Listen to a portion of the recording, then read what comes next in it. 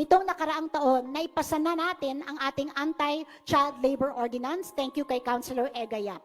Dahil sa mga ito, higit 20% na sa mga batang ito ang naalis natin sa child labor. 20%, that's 1/5 of the 10,000. Tinanggal na natin sa child labor thanks to your ordinance. Tuloy-tuloy pa ang ating pagkilos para mapataas ang bilang na ito. Again, the goal in Quezon City, zero child labor. Isa rin tayo sa mga nangunguna sa advokasya laban sa online sexual abuse and exploitation of children as the worst form of child labor. Naipasa na natin ang ordinansa laban dito sa paglalayo na palakasin ang ating mekanismo for child protection. Kasama sa mga hakbang na ito ang ating Unified Referral System at ang preventive programs para may bahagi ang issue na ito sa mas nakararami.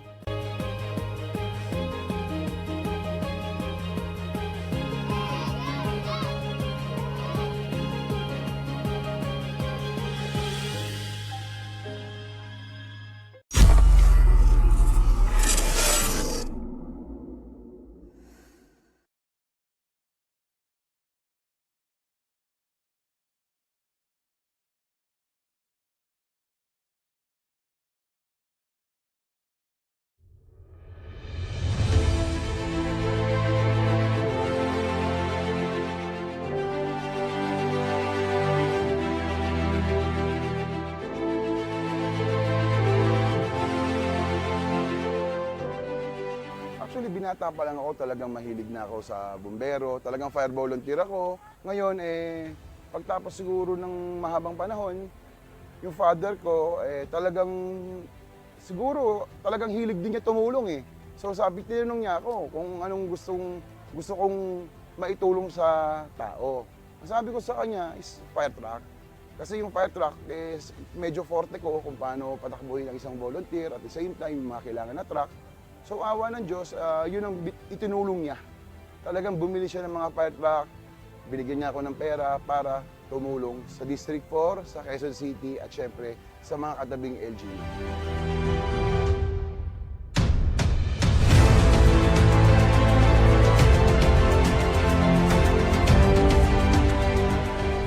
Isang mapagpalang araw sa inyong lahat, Distrito 4. Narito po ang Youth in Action for Protection Batang Tatalon Fire Rescue Volunteers na naririto. Nagpapasalamat sa ating numero 1 konsyal, Councilor Egayap, sa pagbaba ng isang magandang programa dito sa Distrito 4. Ang isang lingkod bayan ay dapat consistent ang paglilingkod, tulad ng ating konsyal Egayap. Naririto pinapakita ang mga fire truck, engines, ang ating rescue, tanker, mini tanker, at ang ating pumper kasama ng ambulansya na para sa mamamayan ng Distrito 4. Area of responsibility namin, syempre QC, District 4. Pero ang ano namin dito, kailangan din namin tumakbo sa ibang LGU. Kailangan namin suportahan yung mga ibang volunteer. Kasi ang ano natin dito, yung volunteer, fire volunteer, ito is pakisamahan to eh. Ika nga, magsuportahan ang isa't isa. At the same time, pag may area of responsibility kami dito sa District 4, talagang tatakbo rin yung mga volunteer ng ibang LGU. Kaya kami, tatakbo rin kami, susuportahan din namin silang lahat. Tayo po ay pumupunta, rumeresponde sa sunog at sa mga pangangailangan gaya ng patient transport at iba pang mga aksidente sa panahon ng sakuna at kalamidad. Kaya kami po ay nagkakaisa na nagpapasalamat kasama po ang ibang mga brigada na naririto ngayong araw sa ating butihing konsyal Egayap at sa kanyang kapatid sa AXIS, Congressman Ed Vic Yap, na walang sawang tumutulong dito sa ating lungsod at lalo na sa Distrito 4. Kaya sa inyong lahat, maraming salamat po mula po sa aming Youth in Action for Protection at sa mga brigada po nito.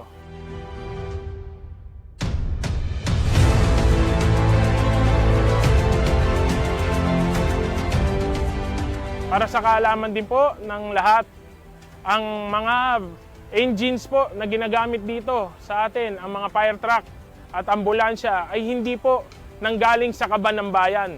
Ito po ay nanggaling sa personal na pondo ng ating Konsehal Egayap at ng kanyang pamilya. Sa mga nagtatanong po, baka gusto nyo malinawan, tingnan nyo po ang mga plaka. Ito po ay pribado, hindi po pula.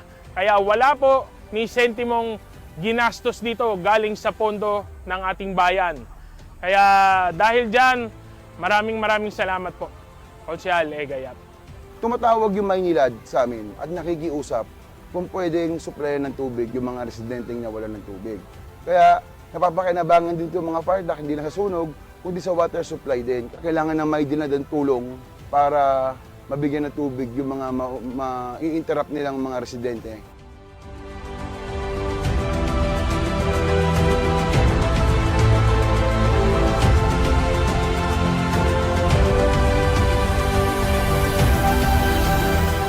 Sa lahat ng Kadistrito 4 na gusto nilang mag-fire volunteer, pumasok sa fire volunteer, mag-training, open po tayo.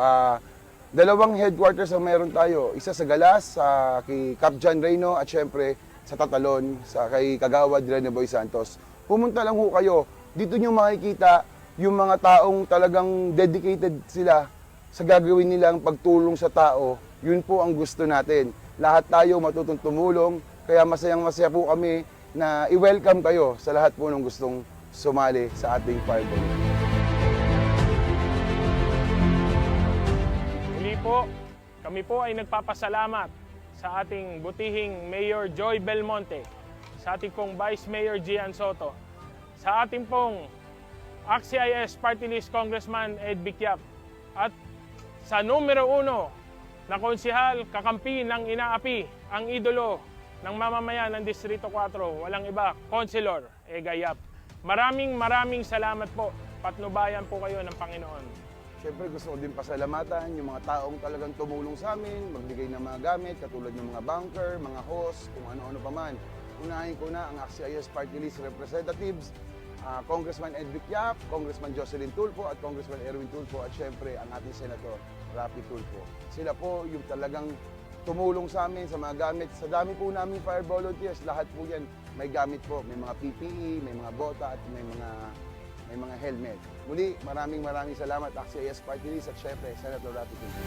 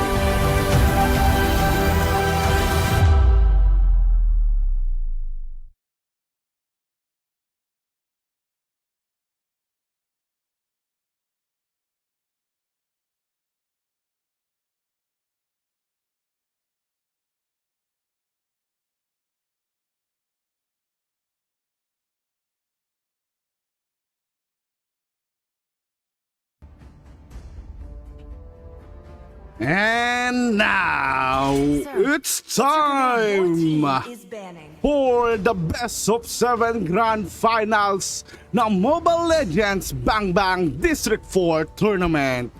Of course, syempre, hatid pa rin sa atin yan ng ating babutihing Councilor Egayap, our District 4 SK President Cyrus Zamoranto, and to our honorable and respectable Sir Erwin Tulfo. Ilang teams, ilang barangay ang naglabanan. Mahabang serya ang naganap. Pero 2 teams na lang ang natitira. 2 barangay na lang ang magsasagupaan para makamtan ang inaasahan na kampyonato dito sa Mobile Legends Bang Bang District 4 Tournament. Habang serya ito, kahit gabi na tayo, tuloy-tuloy pa rin natin ang init at ang intensity ng ating mga laban. So, ready na ba kayo mga tol? Game na ba? Dahil ako, sobrang game na talaga. And nandito na nga tayo sa ating drafting. First game draft, automatic ban, Fanny, Freya, Bruno, and Joy. But of course, ito ang ating mga barangay na maglalaban for the finals. On the blue side, we have Barangay Tatalon. Are they going to jump their way into the victory? Or sa red side naman, Barangay Cruz Naligas. Sila ba ang aagaw ng trono na ito na gustong iasam ng kanilang kalaban? Para magkasa inyo, syempre andito pa rin ako. Yenby is the name. Shoutcasting is my game. Ayan. So, ayun na tayo. Okay na intro. Tapos bumalik lang din sa sa very casual. But again, maraming salamat agad sa bumubuo ng tournament na ito. Ang haba ng ating tournament. Andito na tayo sa panghuling laban. Although mahaba pa rin naman to, mahaba pa ating pagsasamahan. At sana mag-enjoy kayo at sana nag-enjoy din kayo sa mga nakaraang bakbakan dito sa playoffs. At nagkaroon nga tayo ng ating awardings and congratulations sa mga nanalo at sumali dito sa ating District 4 tournament and syempre sa ating third place winner. Yan, congratulations sa inyo. Sobrang solid ng pinakita nyong performance talaga kanina. And ito na. Tapos na natin ang ating battle for third. Isang sagad din na laban yun between Obrero versus Rojas. But this time, the highest stakes will be competing for that sweet 50,000 prize para sa ating magcha-champion. And the first place will be getting that 20,000 first place. Ito na. Here comes the brightest flare in this galaxy. Ito na talaga. So, magagamit ba natin lahat ng 7 laro or madali lang matatapos ang game na ito? But regardless, kahit 4-0 sweep yan or maging iba, automatic apat na game pa rin na pagsasama natin at the minimum. Because it is again, the best of 7 nga. So, mga tol, ito na tayo. And of course, before we go into the draft, nagpapasalamat din ako sa mga viewers na nagtatangkilik dito sa ating Facebook Live. Kung saan na nakalive tayo sa page po ni Consular Igayap. Marami na nagpapa-shoutout. Shoutout daw dito mula kay Miko Barosa. Pa-shoutout po Noel Reyes from Galas. At sabi ni Psycho John Gabriel. Pa-shoutout tropa ni God. Tropa daw siya ni nakisabi ako ang God. Maybe, assumingly. So, yun men. And sa iba pang mga viewers natin dyan na nadadagdag na tahimik lang na nanonood dito sa ating on-site Tagalas covered court. At yun nga lang, hindi niya ako makakasama dito kasi sa probinsya ako. Well, shoutout sa aming mga taga-probinsyano sa Baysiha, but tuloy na tayo. Drafting phase wise, tinanggal na ulit yung mga naging favorable picks here for either side. Even na Bruno, the Hayabusa, the Suyo, they don't really want to give it to J4 Blades. Even the Ling as well. So si God na ang gumamit ito. Both of them are good with the Ling. Being a jungle itself as well. So sila talaga yung nagiging front runner. Like sila nag-spearhead mostly sa laban nila. And eto nga is hindi natin masabi kung sino like I kinda nagkausap kami dito on backstage like he's the team na favorable namin. Yes, we do have some picks. Quiet na lang din namin yun, but very minimal lang yung pagitan nilang dalawa. At sobrang galing na pala yung teams ito kasi nga nakapasok sila sa Grand Finals. Both of them are very dominating in their respectful series din eh. And although yun nga yung barangay Tatalon is they battled against the gauntlet doon sa barangay Obrero. At talagang they really grind their way para makapasok dito sa grand finals. But sa side naman ng Barangay Cruz Naligas, it was a complete different story dahil akalain mo ba naman 2 in a row back to back come back to take over that 2-0, and the game number 3 was the nail in the coffin for them to finish up the best of 5 in a 3-0 sweep. And mukhang nagkakalapagan agad ng mga picks here. At mukhang nga magtatransition yata si Nicolette Vergara, not the usual marksman na ngayon. Ibabalik niya ang Harit into the gold lane. I think magpaprioritize yata sila into a much more magic damage kasi siyempre they're going to be lessening their magic damage kasi nga Sushin pa rin ang kinuha nila just to prioritize those crowd control or yung mga hooks. Pwede na natin sabihin yung hook, yung mga hila ni Kiel. Pero mukhang magta-transition na sila ito Nathan. Same as well, very focused sa nila magic damage. But Nathan is more or less na DPS. So mas safe na pick. I kinda agree as well na mas safe na pick dito ang isang Nathan. Meanwhile naman may CC na lilapag sila Jake the Dog, Beatrix, Chip, and I think this is Martis or that execution. So may bagong ipapakita ang mga barangay tatalon dito sa ating game number 1. So tingnan natin kung sino ang unang makakakuha ng first game to control das long series na ito.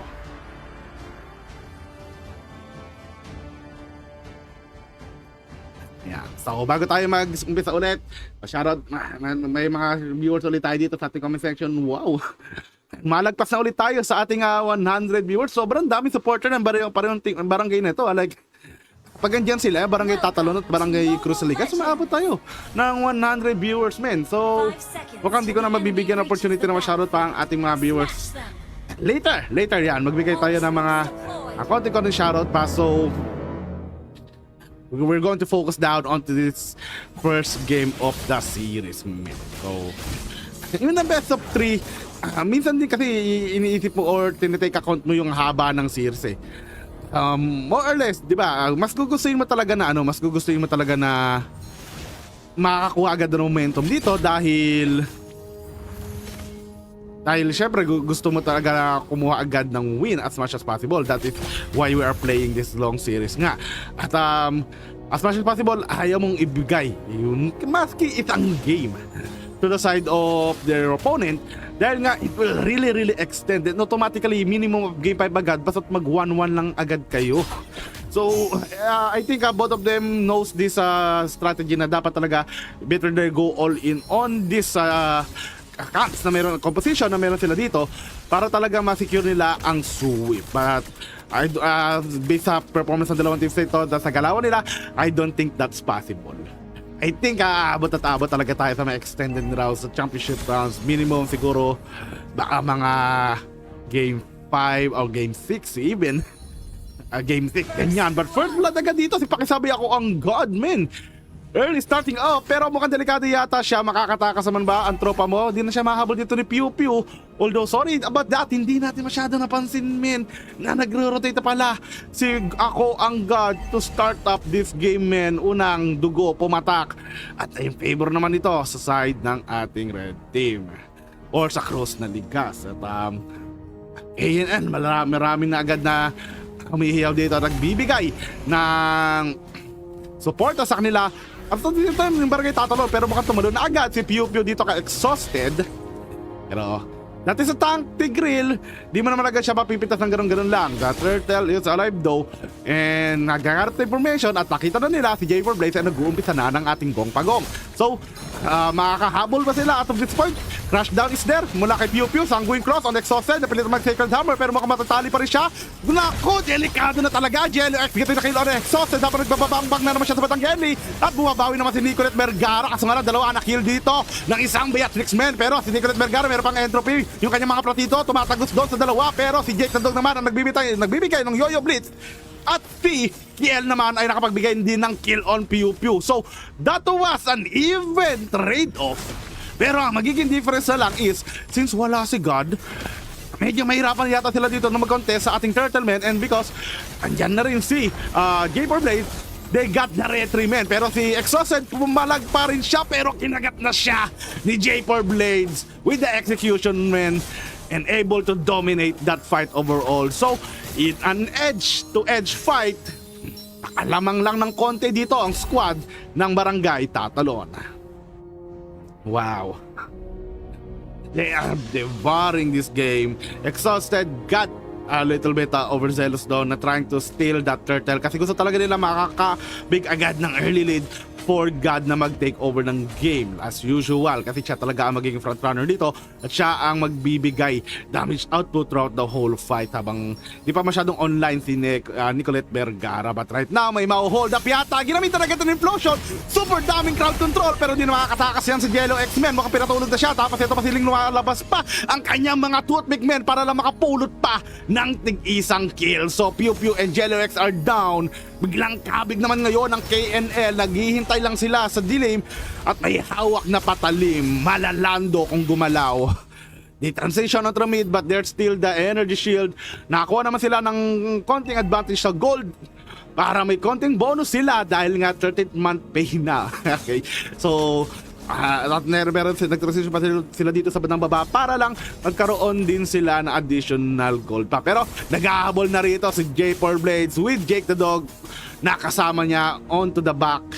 And Fairball just be walking down papunta sa base nila tapos balik na agad kasi kailangan pa niya mag-clear before he goes into level 7. At yun na ngayon nangyari, nag-level 7 na ang tropa mong si Fairball. So, this is still quite an even-steven standpoint sa ating laro. As like we said, as advertised, sobrang magiging dikit ng bawat laban natin dito, men. Pero to, Jake the Dog getting a little bit ahead naman kay Kelman, getting the pressure in. And Fairball already got the position doon sa bandang Gedli. Nakita na nila na ito ang ating turtle, pero sa bandang baba, si Pakikiabay ako ang God, pumunit na ng isa. Ngayon, si J4 Blades will take this opportunity na wala doon si Ling, kukunin nila ang gong pagong. Pero sacrifice na lang muna yon. I-give na muna natin for a trade-off for a possible gap para kay Jello X dahil ayaw talaga nila magwala dito si Beatrix later on into the fight, and they really want si Pakisabi ako ang God na mas magkaroon siya ng super duper lead, but the Martins also is keeping themselves busy na nagkaroon siya ng opportunity na may mapapalag pa. But napansin na rito si Exhausted Man, Pew Pew sumagasaan na, nag-flicker out siya, nagtawag pa siya ng kanyang mga kasama with the shortcut man. Kakagatin ba nila? Yes indeed though, beautifully, and J4 Blaze able to devour Exhausted. Si Perbo naman sa bandang likod ay susunod na lalapain, makakataas pa ba siya? Hindi siya nakapag-portal out! Hindi niya alam kung saan siya pupunta at double kill for J4 Blades. That was quite a little bit of a blunder para sa side ng ating red team kasi naramdaman agad ni Chip na may binabalak dito.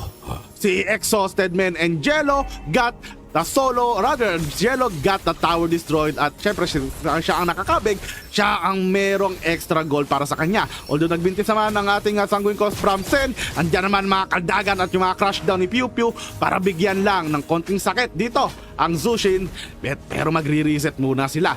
Even Steven na naman when it comes to the kills, 6-6.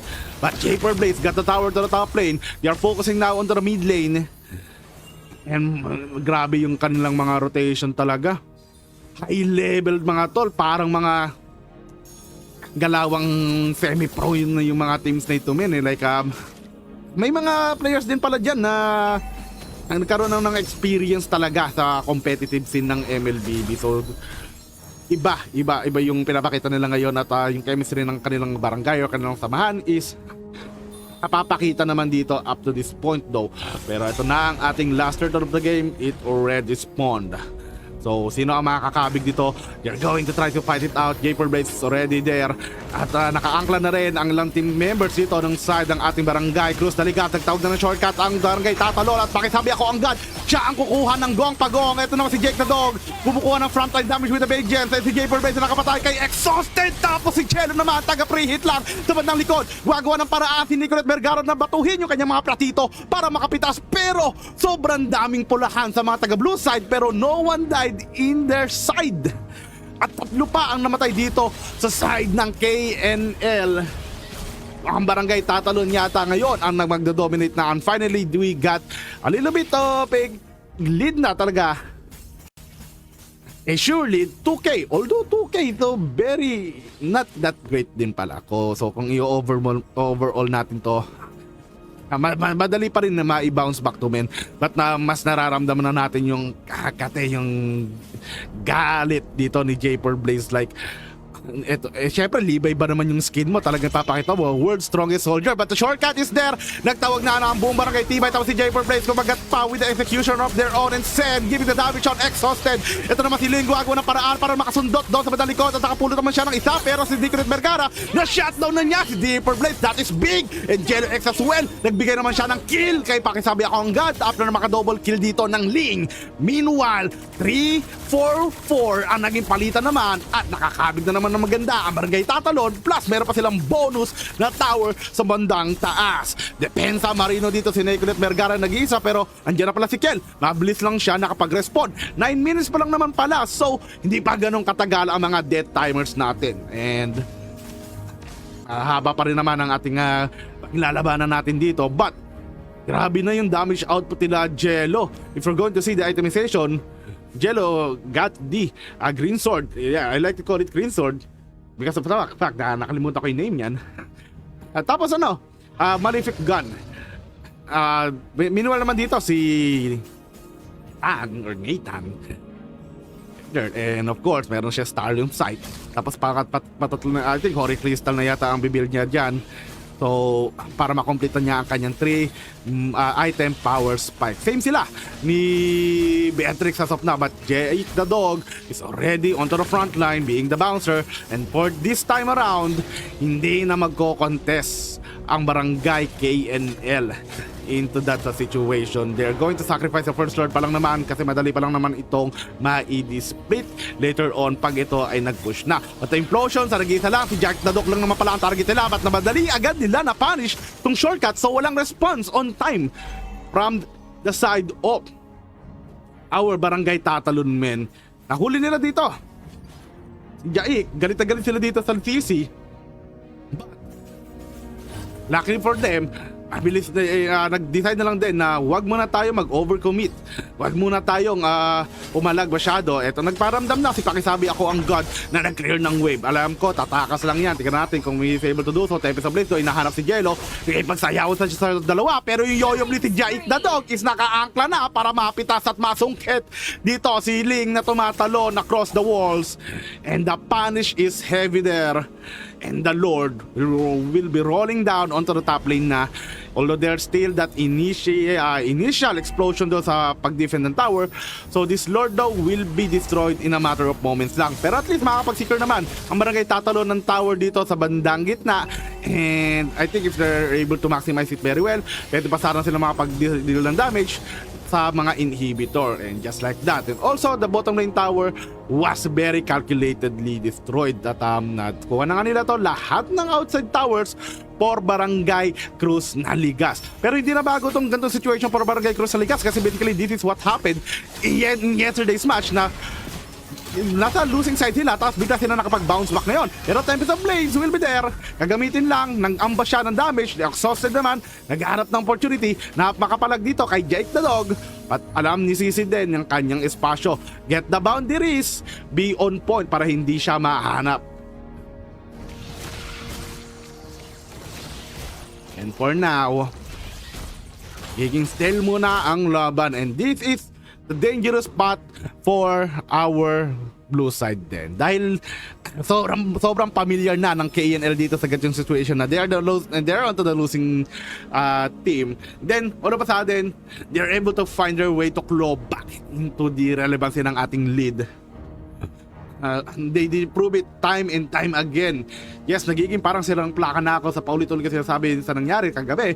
But yun talaga yung nakakabilib dun eh. And ito na naman, like rinse and repeat, parang deja vu nangyari dito na they are somewhat onto the losing side, but maybe it's all part of the plan para sa kanila na bida tayo dito eh, magpabugbog muna tayo mala FPJ. Bida nagpapabugbog muna sa umpisa, tapos kokompi ang babalik magba-bounce back na lang later on. Pero there is still a time limit about that. And syempre, ibang person na tong, ibang teams na itong barangay tatalon. And knowing tatalon, they also know how to close out the game when they are in the lead. Siyempre, I think they also have some experience when they are onto the losing at try nilang mag-comeback. But ito, na-isolate na yung isa. Jake the Dog, mukhang makaibit yata pero di pa masyadong commit ang isang exhausted man. And mukhang may pinupulot pa si Dushin, si Kiel. Siya naman ngayon ang naka-angkla doon sa bandang harapan. Medyo dangerous sa position na yon, pero tamang back away na lang din muna sila.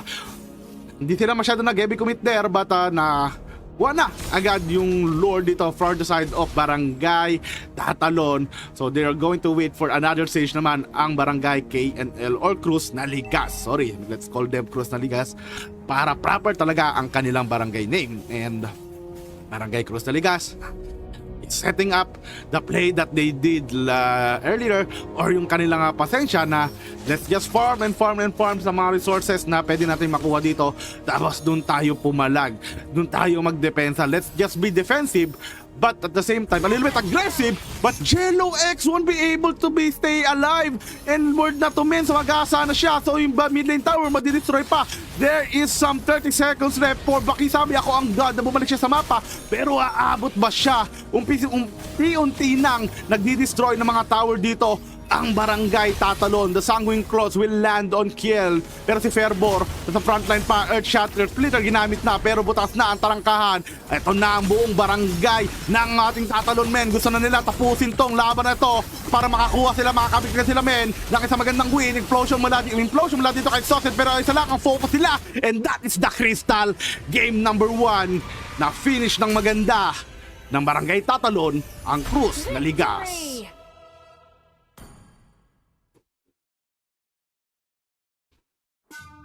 Wow!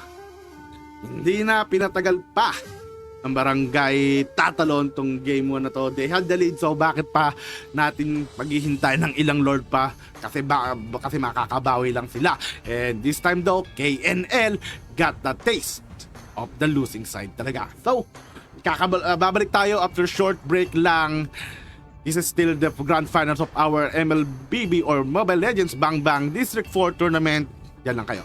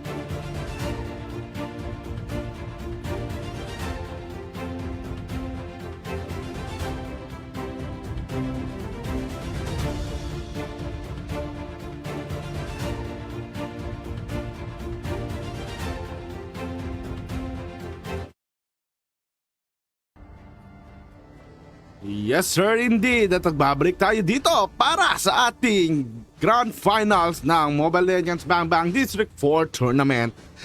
Game number 2 na tayo sa ating best of 7.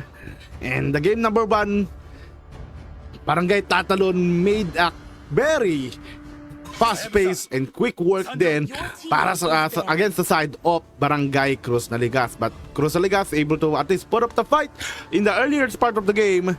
Pero once na nakakabig na ng malaking lead dito ang Barangay Tatalon, they basically swept through and dominate that game. And saying to it, the game number 1, at least mahaba pa naman yung game na ito. So that is still the focus noon. Talagang maybe ang ginawa na lang din dito ng Barangay Cruz Naligas is waiting for a chance din makapag-defensa na sila. But yun nga, there's still an option na meron pa naman tayong game 2 and 3 to adjust ourselves. And look at what we have right now. Nirespeto na ang chip. They know that the chip is already been out. So nakita na nila ang playstyle dito ng Pew Pew na on point pa rin sa kanyang chip. Napapansin natin ulit. And they are able to talk it out. Kanin naman, tapos Freya ang wala. Talagang dinideny si Pakisabi ako ang god. Like, he is the god. He is the god right now, man. Based sa kanyang gameplay. But J4 Blades also can be one of the gods here sa ating tournament so far. Again, outstanding performance kanina. But more or less, it's all about the team effort para sa Pareon side. And I think Jello X is the star of the show from there. At they got the Zushin din kasi. So actually, si Keldy pala ang Zushin doon. But they're able to at least defeat the composition with the Zushin. So, ano tayo?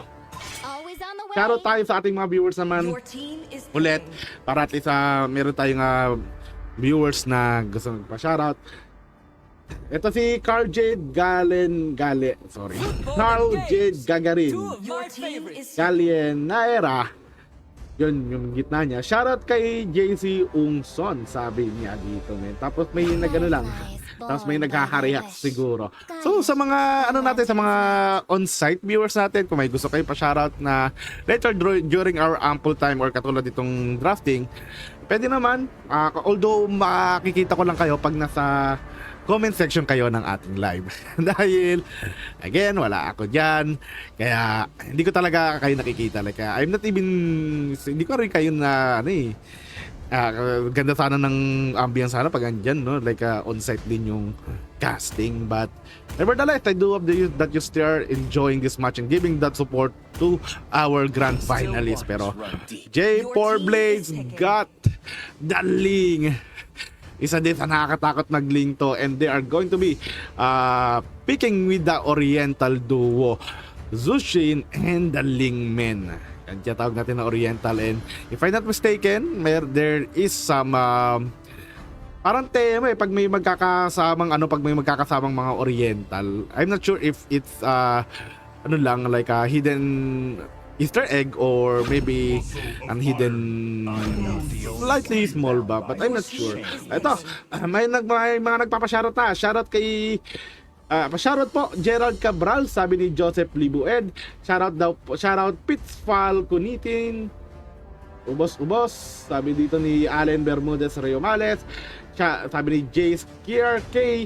Shoutout po kay Adi Jace. Adi Jace? Boss Jace ba? Si Boss Jace ba yun? Kilala kayo na. Wait lang, double check natin.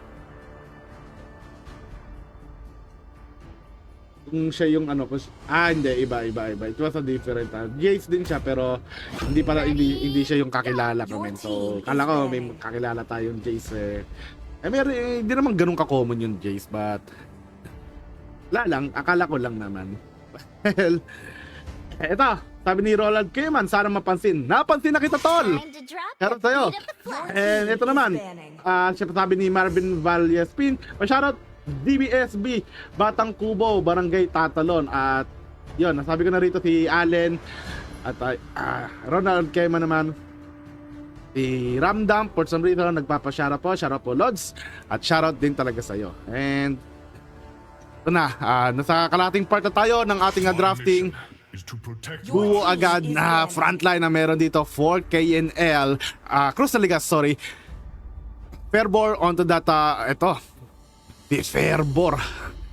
Nagme-maniac to if I'm not mistaken kahapon tapos exhausted. So yun. Shoutout din kay Jacob, water daw. Tol, actually meron. Thank you for reminding me. Inom ako. Uminom nga. Saka ano kasi flu season talaga ngayon, tol. So, ingat-ingat din kayo dyan. Either mag-face mask din muna ulit kayo pag lalabas kayo. Para makaiwas din kayo sa sakit. At di katulad ko na kung saan nagpupunta tuwing madaling araw dahil naghahanap ng mapupood trip. At ang dami nagpapashoutout dito. Okay, so madali lang natin bago tayo mag-transition dito sa ating drafting. Nakakatuwa kayo. I feel parang akong kinikilig, men. Okay, so umpisa natin. Pa-shoutout po kay Ipits Falconitin, pabati ng happy birthday. Oy, shoutout sa'yo, happy na birthday mo pa, sabi ni Jansen Q. Valinas. And kay Kenneth Infante naman, pa-shoutout po kay Harold, hanap na po siya ng hapon niya. Pasok ka na kasi, tol. Kay Edel naman, pa-shoutout po 17th Street. And mula kay Eric Andrade and Tobesa, shoutout Bricks Mejia and Patrick Macalandan. Drinking sa phase 2, kung saan man yung phase 2. Pa-shoutout po papa ni Edel Bartosar, kay Kuya Tioy nanonood ng live sa Barangay Tatalon, sa papa ni Edel daw po, and pa-shoutout kay Ulcura, pinakamalakas na tank sa UP campus. Malalaman natin yan. And last muna, pa-shoutout kay Joseph Libued, pinakamalakas kumain sa UP campus. Anyway, so mamaya baka may ma-recommend kayong masarap na parisan dyan pag nabalik ako sa Manila from some time. Well, kung di nyo natatanong is nagpa-vlog din ako ng food vlogs and mostly my content is Paris review. I do like Paris to the bone. Ito na yata yung kakategi ko eh. Pero kidding aside, ito na tayo, halos pa kompleto na ang ating drafting and we have the first Laila dito pa sa Grand Final. Silabas na ito ng side ng ating Barangay Tatalon. But they have so much space to do it. Siguro, kung gugustuhin nila, a little bit experimental to the series dahil sobrang haba nga ng series na ito. So, it won't really affect them that much if ever mag-transition sila dito at mag-pick sila ng isang very experimental na pick. Dito nila magkakaalamanan kung ano ba ang pwedeng mag-work out.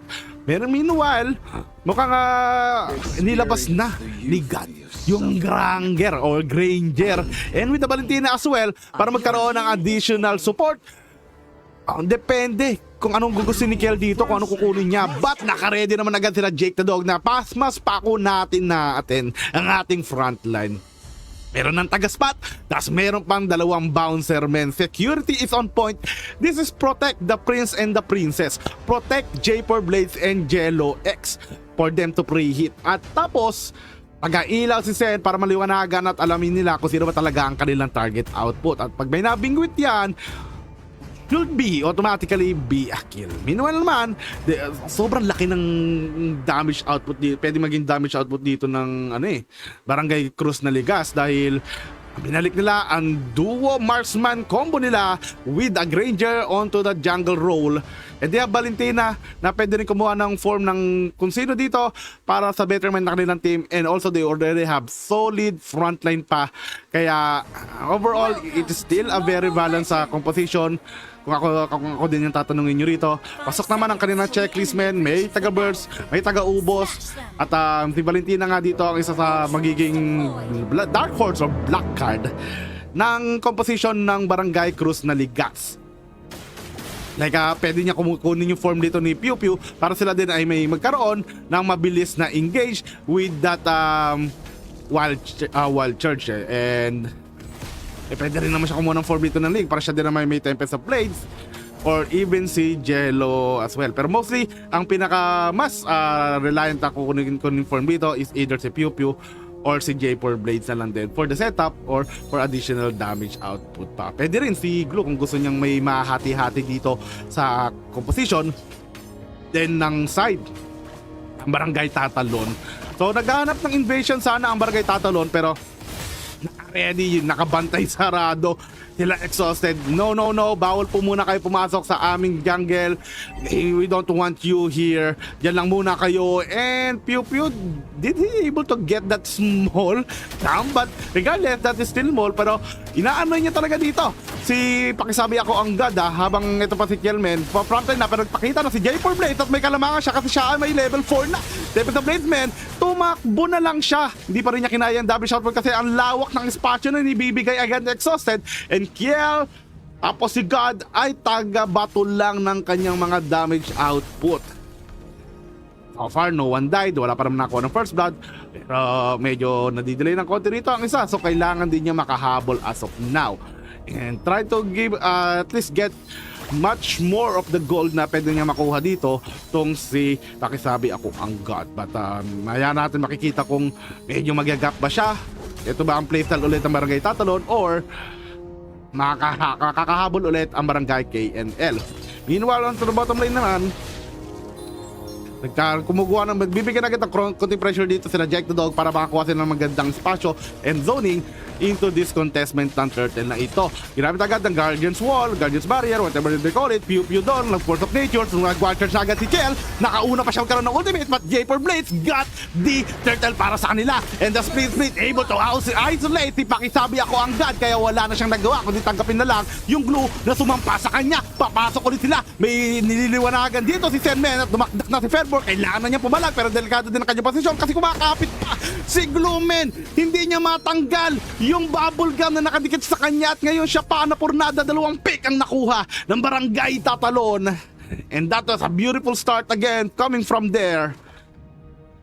Medyo nahirapan si pakisabi ako ang God. That's why they picked the glue. That is the power of the glue na target lock kaagad, parang Shanghai sa handaan. Hotdog pero yun yung yun yung nahihirapan si pakisabi ako ang God at hindi rin kahit tumakbo siya nonsense din dahil nakakapit nga sa kanya si Jake the Dog at nila pwede siyang dalhin papunta sa kanyang kalaban or ilayo siya sa kanyang mga kasama para hindi siya agad masuportahan at mapuntahan.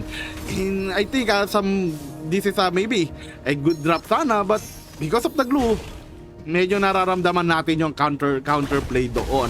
And for now, hintay tayo ng collapse from either side kung saan ulit magkakaroon ng clash. Jack the Dog is just giving something pressure para kay Fairborn din. Matagal pa naman bago mag-spawn ang ating susunod na turtle rather. Kaya marami pa silang time para makapag-adjust. They are already cutting off the minions sa bottom lane, giving that extra XP for that link. And the mid lane, pinifreeze din nila para di sila masyado makakabig sa pag-push ng tower dito for the side of Barangay Cruz na Ligat. There's only 15 seconds left before the turtle will spawn. But dapat ang parehong teams nito nakaset up na. But nagkakaroon na agad ng mga ambahan dito si Fen. May nabingwit siyang isa. Meron siyang finish out. Pero si Jake the Dog naka-frontline na. Lumalapit na siya men. Nakikita mo yung positioning na ginagawa ng Barangay Tatalon. Nahihirapan magkaroon ng access ang Barangay Cruz na Ligas. Bawal na bawal kayo dito. Naka-blatter kayo mga tol. And J4 Blade secure it. Fairborn gawa ng paraan para makalapit. Pero hindi pa rin niya na-secure ang ating gong pagong. Pero dadakdak na naman siya. Avatar of the Guardian was beautiful. That is a wombo combo that they needed. Pero they do have the damage ba? Wala pa naman so far. Jake Nandong able to take down Exhausted. Tapos nag-flicker out na lang siya. Pero yung damage out hindi pa kasabi ako ang gun. Andyan pa. Fairborn getting the shutdown on Jaik the Dog. So nakabawi naman siya na maganda. But right now si Jello X naman ay nagwawala na. May nabingwit na naman si Sen. Pero yung Bruno lang pala. Makakatakbo lang yon.